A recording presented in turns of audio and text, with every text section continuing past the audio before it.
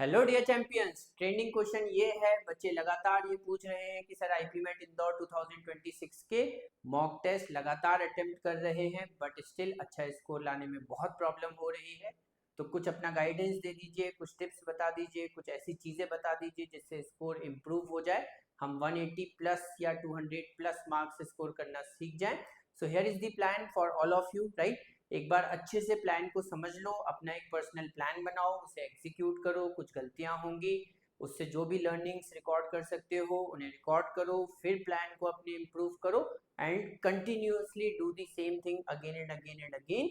And उसके साथ साथ और क्या क्या करना है तो that is I am going to tell you in the next 3-4 slides.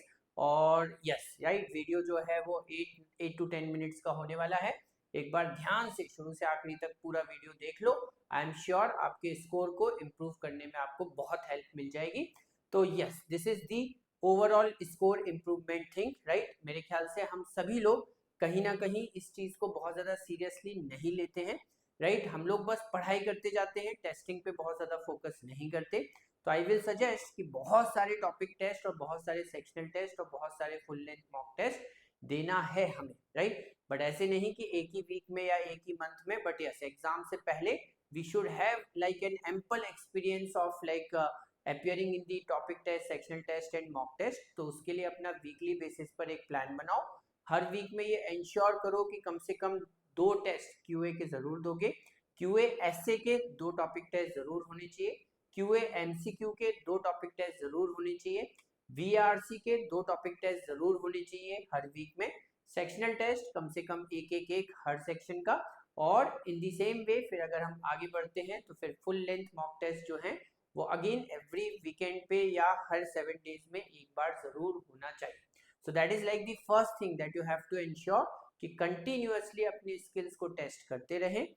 हमेशा ये पता करने की कोशिश करते रहें कि एग्जाम में क्या क्या आ सकता है और मैंने जो जो पढ़ा है वो सफिशिएंट है या नहीं, जो भी मैं स्ट्रैटेजी बनाता हूँ उसको सही तरीके से इम्प्लीमेंट कर पाता हूँ या नहीं, ठीक है।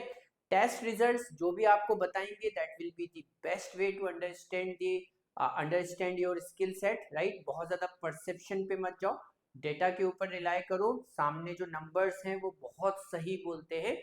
आप मत सोचो कि मुझे क्या अच्छे से आता है क्या बुरे से आता है, सिर्फ और सिर्फ जो टेस्ट के रिजल्ट्स हैं उनको एनालाइज करो और समझने की कोशिश करो कि हमें आगे कैसे अपनी स्टडीज को प्लान करना है, राइट। इसके बाद हर वीक के अपने फोकस एरियाज बनाओ, ठीक है। कोई भी मॉक टेस्ट देते हो तो उसके बाद समझो कि कौन से 3-4 एरियाज हैं जिसपे हमें आने वाले वीक में वर्क करना है।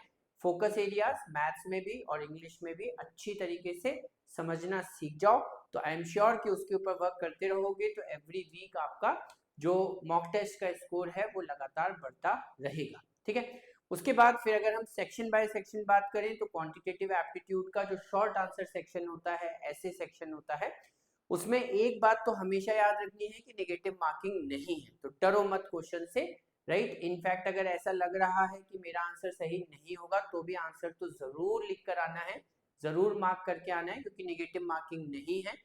You should always feel free in this section, right, ठीक है। यहाँ पे कोई भी आपको लॉस नहीं होगा, even if your answer is wrong तो भी आपको कोई लॉस नहीं होने वाला है। दी ओनली थिंग इज कि जब राइट आंसर्स आएंगे तभी यहाँ पर मार्क्स स्कोर कर पाएंगे हम। So for that reason accuracy is very very very important, और इसीलिए हम ये बोलते हैं कि प्रैक्टिस तो जबरदस्त तरीके से करनी ही है। अच्छा, एक बहुत इंपॉर्टेंट चीज है जिसमें कहीं ना कहीं बच्चे गड़बड़ कर रहे हैं कि अभी आईपीमेट इंदौर के एग्जाम में जो हमने रिसेंट चेंजेस देखे हैं उसमें शॉर्ट आंसर में भी और एमसीक्यूज में भी हमें या तो लॉजिकल रीजनिंग का या डेटा इंटरप्रिटेशन का एक सेट जरूर दिखाई दे रहा है, आइदर 3 क्वेश्चंस और 5 क्वेश्चंस। तो उस सेट को जरूर अटेम्प्ट करो, वो कंपेरेटिवली बहुत इजी होता है। अच्छे से प्रैक्टिस कर लो, you will always be able to score very good marks in that set, क्योंकि वो मैथ्स के ऊपर बहुत ज्यादा वेस्ट नहीं होता, राइट। ऐसा नहीं होगा कि उसमें बहुत डीप में अलजेब्रा या ज्योमेट्री या नंबर्स में हमें जाना पड़ेगा। अगर आपकी थोड़ी सी सरफेस अंडरस्टैंडिंग भी हो गई तो सेट क्रैक हो जाएगा और इमीडिएटली आपके 3 क्वेश्चंस ऐसे में या 5 क्वेश्चंस एमसीक्यूज में सॉल्व हो सकते हैं, ठीक है। तो ये एक इंपॉर्टेंट पॉइंट है, इसके ऊपर जरूर ध्यान दें। उसके बाद जब भी कोई मॉक टेस्ट लगाते हो तो जो प्लान किया है उसके अकॉर्डिंग ही चलो। मॉक टेस्ट के अंदर जाके कोई एक्सपेरिमेंट नहीं करोगे, जो भी एक्सपेरिमेंट करना है वो बिटवीन 2 मॉक टेस्ट बैठ के पहले प्लान करो कि नेक्स्ट मॉक टेस्ट में हम किस तरीके का क्या एक्सपेरिमेंट करने वाले हैं। ठीक है, सीट पे बैठने के बाद मॉक टेस्ट को स्टार्ट करके अपने प्लान को, अपनी स्ट्रैटेजी को कभी मत भूलो। जैसे सोचा है कि इस तरीके से मॉक देना है, वैसे ही मॉक देना है। ठीक है, राइट। एंड उसके बाद हमेशा प्रीवियस ईयर क्वेश्चन पेपर्स में से क्वेश्चंस को सॉल्व करते रहो। यहाँ पर एक बहुत इंपॉर्टेंट बात ये है कि किसी भी मैथ्स के क्वेश्चन को सॉल्व करने का सिर्फ एक तरीका नहीं होता है, बहुत सारे मेथड्स, बहुत सारे अप्रोचेस, या कई बार तो ऐसा होता है कि मल्टीपल लेयर्स में बहुत सारे मेथड्स होते हैं।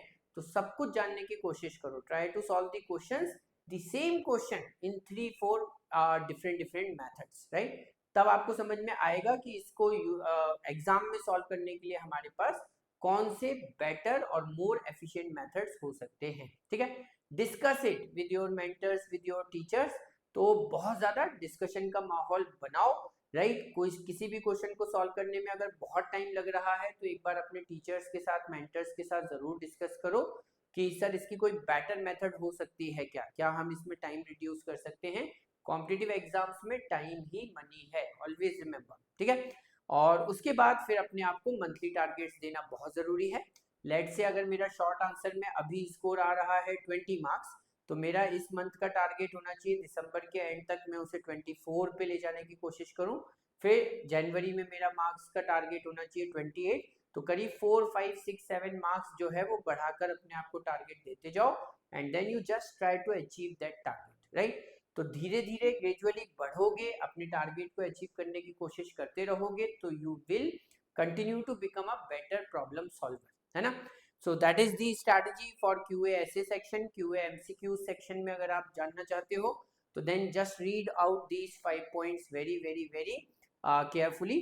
ठीक है, यहाँ पर आंसर ऑप्शंस हैं। बच्चे क्या करते हैं कि शॉर्ट आंसर की या कन्वेंशनल मैथमेटिक्स की इतनी ज्यादा प्रैक्टिस कर लेते हैं कि they tend to oversee the answer options, देखते ही नहीं है आंसर ऑप्शंस की तरफ कि आंसर ऑप्शंस में क्या लिखा हुआ है। जबकि many a times it happens कि आंसर ऑप्शन से ही हमारे आंसर्स आ जाते हैं। आई एम नॉट सेइंग कि सारे 30 क्वेश्चंस में आ जाएंगे, लेकिन अगर 30 क्वेश्चंस में से 6-7 क्वेश्चंस में भी आंसर ऑप्शंस यूजफुल हैं, तो वो चीज हमें समझ में आनी चाहिए। आंसर ऑप्शंस का यूज करके आंसर निकालेंगे, तभी फिर हमारी बात बन पाएगी। ठीक है, एंड यस, यहाँ पर भी मैं वही बोलूंगा कि logical reasoning and data interpretation का जो भी सेट आता है उसको जरूर सॉल्व करो, उसे जरूर पिक करो, उसे बहुत लाइट, उसको बहुत ज्यादा मेरे ख्याल से इंपॉर्टेंस दो, वहां से आपके इकट्ठे बल्क में मार्क्स बनना शुरू हो जाएंगे। यहाँ पर भी प्रीवियस ईयर क्वेश्चंस को सॉल्व करना is very very very important. Learn to use answer options, make monthly targets, that is the general guidance that I have already explained in the previous slide. उसके बाद अगर हम देखते हैं तो VARC में भी हमारे पास आंसर ऑप्शंस तो है ही, तो obviously here again in this section हमें आंसर ऑप्शंस को यूज करना लगातार सीखना है। एंड यस, सभी लोगों के पॉइंट ऑफ व्यू से, maths background, non maths background, ये सेक्शन जो है वो जरूर स्ट्रेंथ होनी चाहिए, बिकॉज यहाँ पर हम कम टाइम में ज्यादा मार्क्स स्कोर कर सकते हैं। ओवरऑल मार्क्स में ये सेक्शन बहुत ज्यादा कंट्रीब्यूट करता है। तो इवन अगर आपका अगर इस सेक्शन पे अभी बहुत ज्यादा ध्यान नहीं है तो ध्यान दो, इसको बहुत स्ट्रॉन्ग कर लो, क्योंकि यहाँ से आपके ओवरऑल मार्क्स जो है वो काफी इंप्रूव हो सकते हैं। ठीक है, प्रीवियस ईयर क्वेश्चन पेपर्स लगाते रहो, मॉक टेस्ट सॉल्व करते रहो, जो मैंने पहले बताया टॉपिक टेस्ट, सेक्शनल टेस्ट, ये सारी चीजें लगातार सॉल्व करना है। इस सेक्शन में particularly I will also suggest कि स्पीड के ऊपर काफी फोकस करना पड़ेगा। विदाउट स्पीड इस सेक्शन में अच्छे मार्क्स स्कोर करना पॉसिबल नहीं होगा। ठीक है, अगेन जैसे मैंने बाकी के दोनों सेक्शंस में भी बताया, यहाँ पर भी अपने मंथली टारगेट जरूर सेट करो और लगातार टारगेट्स को चेज करते रहो, है ना। So that's it for this session, thank you for watching, right. So for more such videos subscribe the channel, like this video, share this video with your friends. Have a nice time, अपनी health और fitness का ध्यान रखें, tata bye bye.